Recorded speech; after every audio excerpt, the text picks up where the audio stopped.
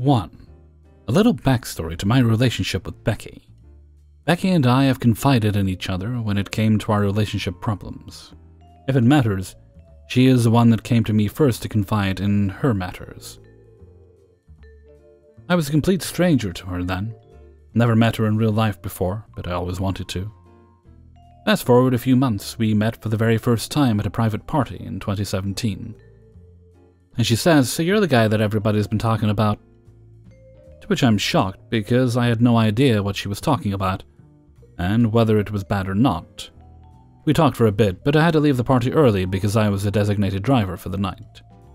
Later that night, I posted an Instagram story while I was driving. I know it's bad. She replied to the story, "Why are you not home yet? Get home safe, okay?" When I got home, we ended up talking from 3 a.m. to 7 a.m., which I thoroughly enjoyed. But all communication with her ceased from that day onwards. Fast forward 2 years later, 2019. I was a year and a half into a relationship with Sam, and we're having some relationship problems because we're doing long distance. Sam became extremely dependent on me by relying on me to FaceTime her 24/7 from the moment I wake up to the moment I shut my eyes. If a call ends midway through, a fight would erupt, saying why I ended the call, and she'd accuse me of anything. I called for a break from all that because it was really bad for my mental health. However, during the break, Becky DM'd me out of the blue, asking me out for drinks. I was studying abroad at the time, so I was due to come back for summer holidays anyway. I was taken aback when Becky asked me out because it's the first time she's contacted me in 2 years. Why now? I thought it was a coincidence, and thought nothing much of it. Although I agreed to go out with Becky, she never replied to me to confirm the date or time. 2 weeks later, the night I landed back home, and I post an Instagram story with the caption, "Good to be back." Within 5 seconds of the story going live, Becky DM'd me to ask me if I was back and if I wanted to go for drinks. I didn't reply to her this time. I eventually met Sam at her place and told her about the deal with Becky. Another fight erupted, and she accused me of cheating on her and that I had the intention to go and fuck Becky. She forced me to block her. Eventually, we broke up, but got back together after 6 months and have been together since then, until tonight. So Sam is into spirituality and tarot cards. About a month and a half ago, she's been getting a card that basically said, "We're gonna be apart for a while, but we're gonna get back together because we're soulmates." I thought nothing of it, but little did I know that shit was about to get worse. She started becoming more and more passive-aggressive, and she would pick fights over little things. I'm a forgetful person, and Sam is a very indecisive person. So I would often forget where I left my keys. Sam would get mad at me and say, "Becky would know where your keys are," or "Becky would know what to eat." So I tried to let it go, but I guess somehow her constant mention of Becky got into my head. In my opinion, Becky is a very attractive woman. Sam is too, don't get me wrong, but they're attractive in different ways. We've been busy over the holidays, so haven't got much sex lately. We had an amazing dinner with a few bottles of wine in. Needless to say, things got spicy and we started getting freaky. But for some reason, I couldn't get Becky out of my head while I was railing Sam. As I got close to coming, I tried my absolute best not to moan the wrong name, but when it came time, my mind went blank, and I just moaned, "Oh, Becky, I'm coming in you." Now I'm in a hotel, typing this and questioning my life. To those who wonder why I got back together with Sam, I really love Sam and wanted to make it work with her. She's the woman that I wanted to see after a long day at work. She's the woman who knows how to be there for me. She supported me when my own family didn't. So I made her my person, while knowing what she's like. Over the course of the next 2 years of the relationship, Sam would say things like, "Do you really want me to bring up what happened in 2019? When I joked about something sensitive to her. There's even a little store tucked away in the streets of my city called Becky's, and any time we walked past the store, I tried to assure her that I love her. She'd throw a fit and say, "Don't touch me, go away." After 15 minutes she'd be fine and she'll apologize to me for acting up. Eventually, I believed that I did in fact cheat on Sam, which made me feel super guilty, and I try my best to make it up to her any way I can. I've tried burying the past, but she finds a way to bring it up and shove it in my face like, "Look, this is your doing." I don't believe I need to say this, but I have no romantic interest towards Becky. Frankly speaking, she's way out of my league. I, for one, thought nothing much of it, because I will never be with someone like her. I only agreed to go out to get drinks because I only saw her as a friend, and thought perhaps she just wanted to hang. It is your decision whether to believe this or not. I simply do not care. But I'm seeing a lot of conviction between Sam and I and Becky and I. Sam and I have gone through a lot together, financial struggles to family fights, and even a bereavement in the family. So we've gone through a lot in the last few years. I trust her with my life, clearing a wrong decision on my end. I'm not saying I'm not at fault for calling Becky's name during sex, but it wasn't intentional. I don't fantasize about Becky, no matter how attractive she is. Becky and I are strangers through and through. We may have a lot of mutual friends, but that's just about it. As mentioned above, in the 4 years that I've known her, we've only met twice. But I will say I was her confidant because she knew my name through a close friend of hers. She was my confidant because none of my friends at the time were particularly interested in talking about feelings. So I just found it easier to talk to a stranger. 2. So I'm 20, female, and I have 3 female roommates. They're great. At the beginning of this semester, I found out that one of them gives really great back massages. I also am great at giving, but I never get to be on the receiving end of massages because no one else in my life is able to do them well. So I was ecstatic when she told me that she enjoys giving them. We set up in our living room with me laying face down on the couch, smushed into the cushions in a sports bra. She's hovering above me like a welcoming Dementor. We had dim lighting, scented candles, massage oil, all the works. She started the massage, and immediately I was like, "You can be a lot tougher on me, I can take it." Now, there are 3 reasons for this. 1, I have a pretty high pain tolerance compared to my peers. Nothing insane, but I have chronic pain and chronic migraines, so I've learned to manage it. 2, I am diagnosed with anxiety, and I have been told by several doctors that the area around my neck and shoulder blades is incredibly hard and knotted up due to stress and anxiety. I've been like this for as long as I can remember. And 3, I like mixing a little pain with pleasure, and sometimes the line blurs. So, I told her to be a little rougher with me, and she was accordingly. The massage was nice, but now I was wondering if I could get her to be even tougher, because I really wanted some of these knots loosened. I asked, and she was really surprised and a little hesitant, but complied. This got repeated once or twice more, until eventually one of our other roommates came home, and she saw me essentially getting my back and shoulders beat up, like how an Italian would knead dough. And I was loving it. I was in heaven. My face was slowly transforming into the texture of the couch cushion, and I did not care. The massage eventually ends, and I tell my roommate that despite my limited experience in receiving, I knew that was an incredible massage. I am forever changed. The next day we switch, and I give her a back massage, same amount of effort put in, but I'm much gentler with her, because she asked for it, and also she's more sensitive. She also loves it, and we make a pact to do weekly back massages. Fast forward to the end of the semester. We don't hold true to our pact either, because we got busy or forgot, or honestly both. We haven't gotten a single back massage since that original exchange. My final weeks this semester was going longer than my roommates, just out of pure bad luck and tough professors. So I was stressed and dying for several extra days compared to them. After my last final, I texted my roommate if she'd be willing to give me a back massage as a reward. Now, this is where I fucked up.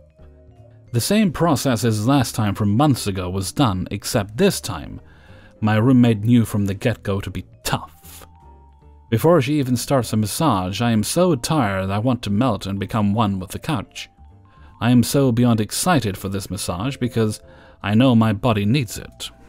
She starts, and I expect bliss. Instead, agony. It feels like my back is on fire and she is pinching the skin off my neck.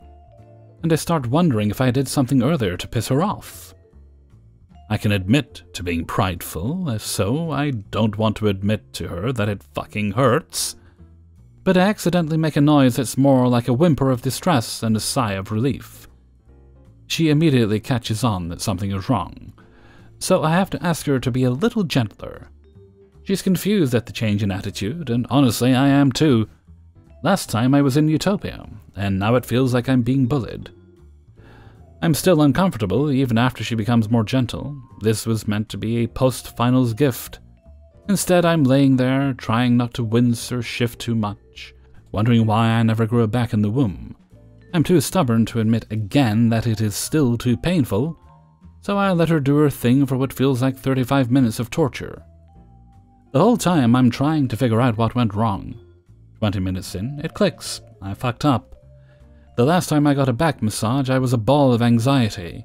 My stress knots had their own knots. Since then, I've been regularly smoking weed, and like magic, I become a much more chill person. The weed numbs the stress, so my body hasn't been truly tense in months. Which means that my roommate went all WWE against my jello-like back, shoulders, and neck. Over 24 hours later, I'm still unable to lay down, because my upper back and shoulders are so goddamn sore. I have had difficulty changing my clothes and showering. I can't fall asleep. All because of a massage. And there's nobody to blame but me. Cheers. 3.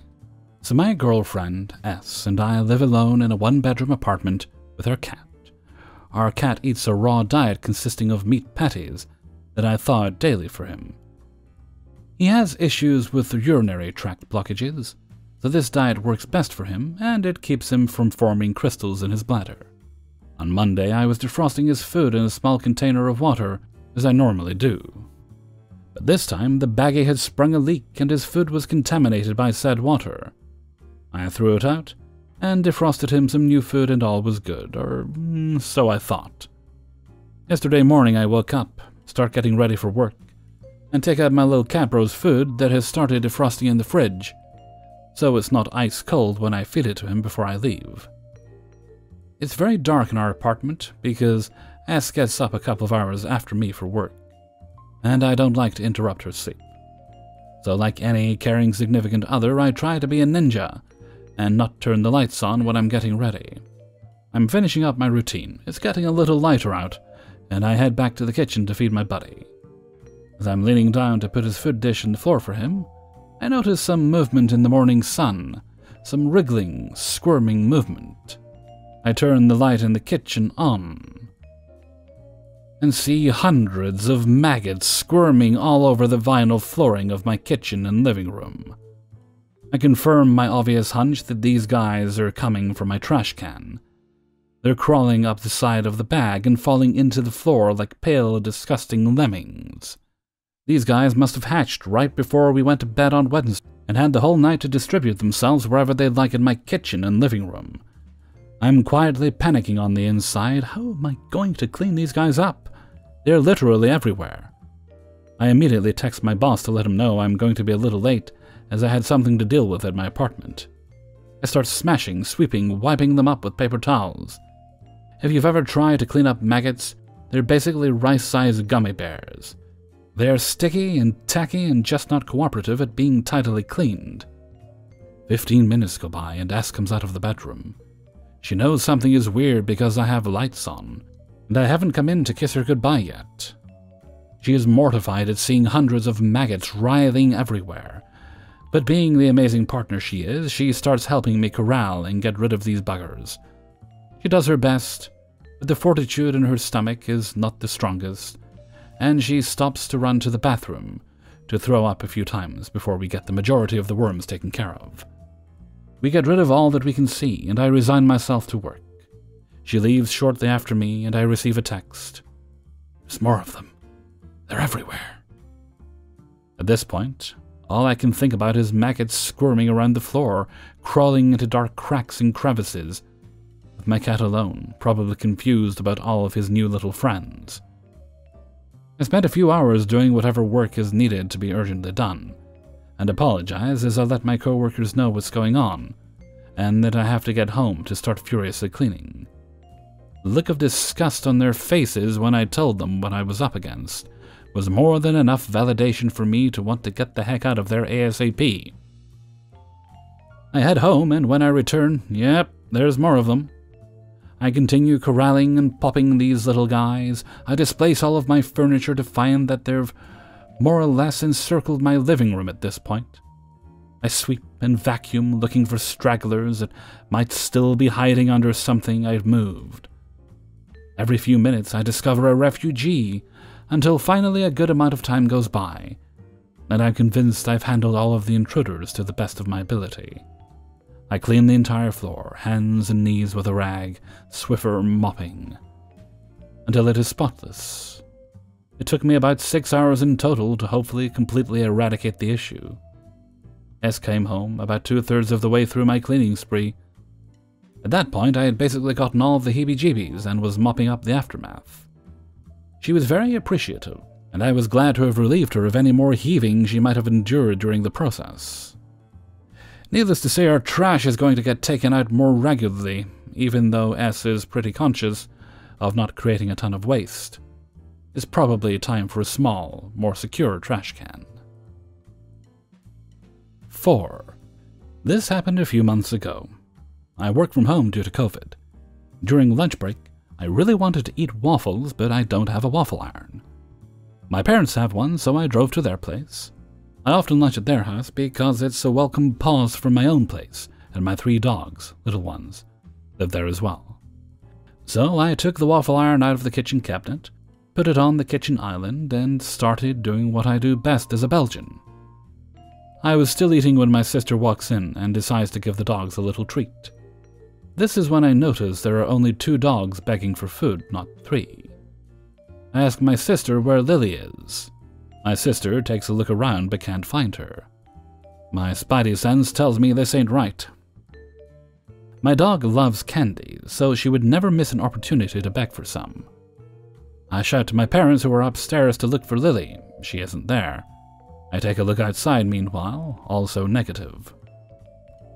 My heart starts pounding. I run to the garage door, which is wide open, but the door to the garage itself was closed. I quickly take a look outside in the street anyway, but Lily isn't there. I rush back inside, ask my sister with a desperate-sounding, almost angry voice, "Where is the dog?" And panic sets in.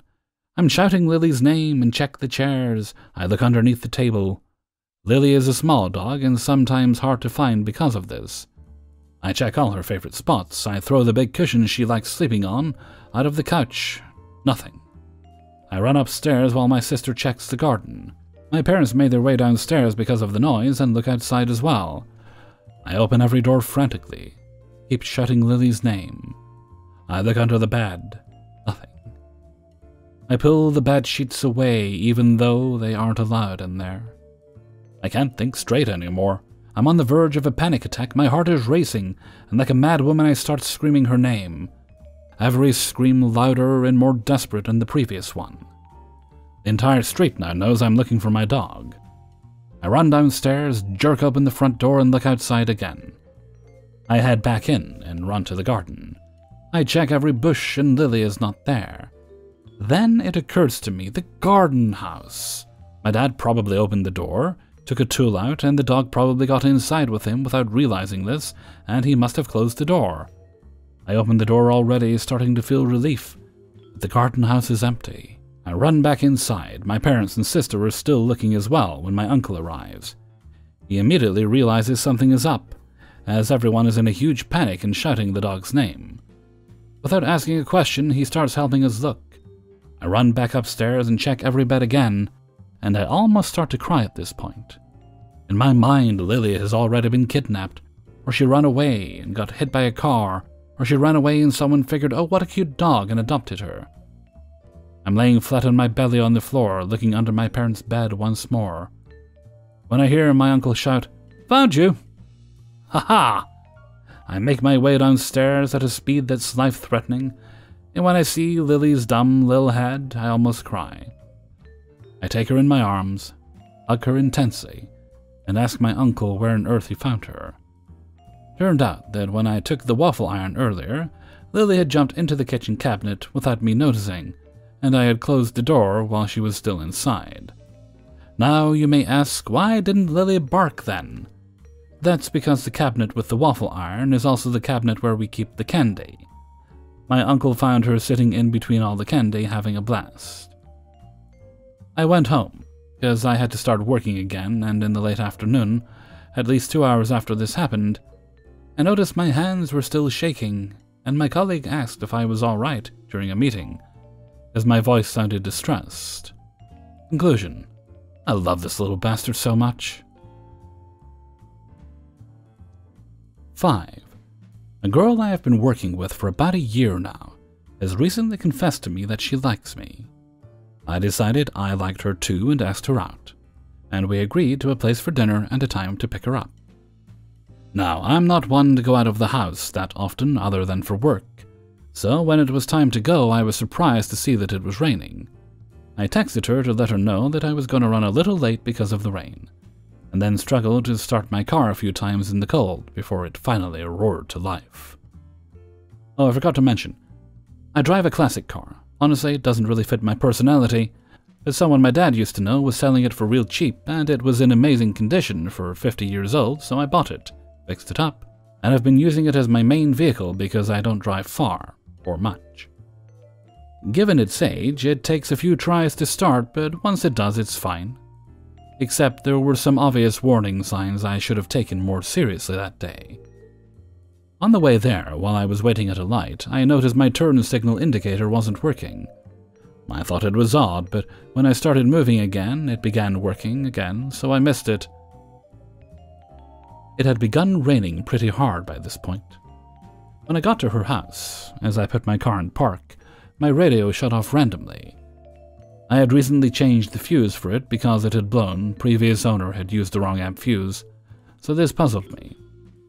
Guess I'll have to figure that out another time, I thought. I meet her at her door with an umbrella, and we quickly run to my car in the pouring rain. We both get inside, and I quickly try to start the car to get the heater on as fast as possible. The engine made a rapid sound similar to when some electric motors don't have enough force to turn.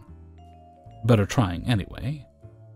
My heart sank. I was familiar with this sound, because the last couple of times it happened, I had to jump-start my car. I dejectedly let my date, who seemed very anxious already, know that my battery was dead, and asked her if her family was home to help. After running in from the rain while apologizing profusely, I got to meet her uncle, who offered to call AAA for me. I was hoping more for a quick jump, but realized it would be asking too much to have him come out in the rain. It was a 40-minute wait. My date offered to put on a movie, and we watched a bit of Titanic before AAA arrived. I helped the guy open the hood in the pouring rain, and he got the car started. But had me do a couple tests and told me he thought my alternator wasn't working right. I asked if I could still drive it, and he said that I should be okay, but to get it fixed soon and recharge and replace the battery. I decided I can still continue with the date, and had kept her waiting long enough. Why did I do this? We got in and headed off to where the restaurant was. I was developing a plan in my head to find a way to recharge my battery without heading home, so we could continue the date and not worry about being dead in the parking lot.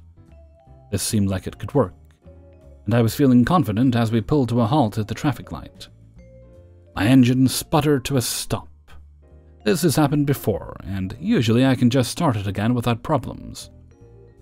I didn't even have to try to start it again this time, though, to know what was going to happen. But I tried anyway and got the same but now more horrifying sound as I did earlier. We were stranded on a somewhat busy road in the dark while in pouring rain. I turned my hazards on and began waving cars behind me. My date was helping too, bless her. And called my dad once I realized I wasn't getting out of this without help. He instructed me to call my insurance's hotline, but he got to us before I could file the claim. He parked behind us on the road, and then we all got out and pushed my car into the siding while in the rain. We didn't have jumper cables on us, so we hopped into my dad's car and headed to a nearby auto store and bought some. My dad was about to take my date home, but we mentioned that we hadn't even gone to dinner yet, and he offered to swap cars with me for the night. Absolute champ, and I owe him big time. We successfully jumped my car, and he drove it home with a foot on each pedal, while I took my now soaked date to dinner. Later, I found out that my alternator was only producing enough power to charge my battery when my foot was on the gas. Whenever I stopped moving, the battery would begin draining. The battery had been low before my date, and had dipped below starting level when I had arrived at my date's house, and at multiple traffic lights, getting parts to fix it now. The rest of the date went as well as it could. I continued to apologize, and we even joked a bit about it. But I could tell that I had spooked her a bit. Apparently this was the first time she'd gone on a date, and of course I had basically ruined her first date ever. The silver lining, if any, was that she was very anxious about what I'd think of her, so by me fucking up this badly, and even putting her life in danger like this, she was no longer worried about her impression on me. The fact that she wanted to continue going out with me after this was shocking, but the next time we did something, I borrowed my dad's car, and we had an amazing time together. We both want to continue seeing each other, so I guess things worked out. But hell, I think we both have some form of PTSD from that night. Hey everybody, Hellfreezer here, and thank you very much for listening to Embarrassing Stories, episode 91. And thank you very much to everybody who allowed me to use their stories in this video. If you enjoyed the video, then please do share it around with all your friends and family. Okay, I believe this goes up on Monday. I'm recording it, late Thursday or early Friday, depending on how you want to look at it. Which is good. That's about usual for me in terms of recording time, so yay! Right, well, I suppose I need to do some sort of grocery shopping. I'm deciding whether I'm going out this week, or I'm going to try and arrange a delivery. The weather looks like it might be bad, so I'll possibly see if I can get a delivery slot, which would be lovely. Okay, and with that, I'm going to head off for now. So until next time, thank you very much for listening, and take very good care of yourself.